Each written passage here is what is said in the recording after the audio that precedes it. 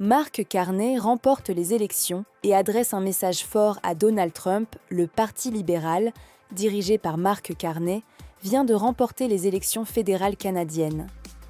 Dans son discours de victoire, Carney a pris une position ferme face à Donald Trump, déclarant clairement que le Canada ne ferait jamais partie de ce qu'il appelle un réseau de gangsters.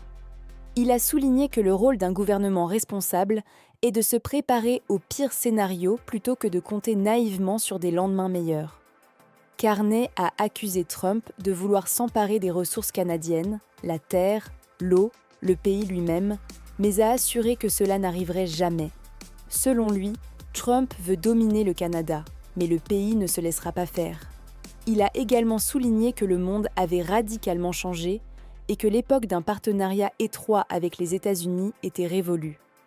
Le Premier ministre fraîchement élu a affirmé qu'il représenterait tous les Canadiens, peu importe leur région, leur langue ou leur vote.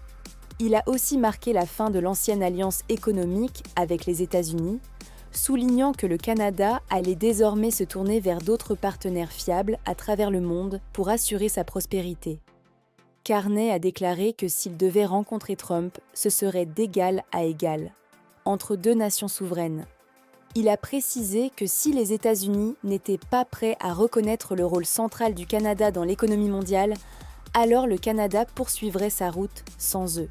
« C'est nous qui mènerons, pas eux », a-t-il affirmé.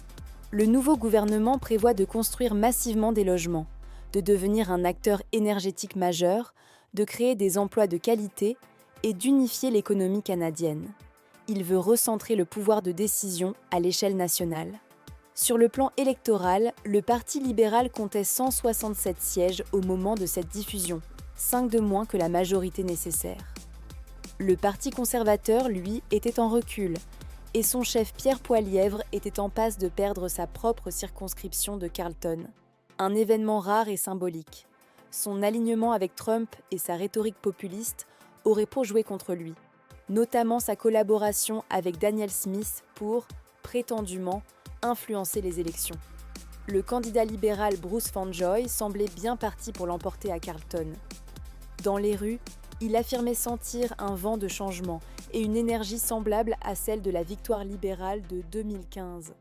Malgré sa défaite, Poilievre a prononcé un discours de concession digne, saluant la victoire de Carney et lui souhaitant bonne chance, un contraste marqué avec ce qui se passe souvent aux États-Unis. Enfin, à l'heure de cet enregistrement, la configuration parlementaire plaçait le Parti libéral en tête, avec 167 sièges, les conservateurs à 145, suivis du Bloc québécois, 23, du NPD, 7, et du Parti vert, 1.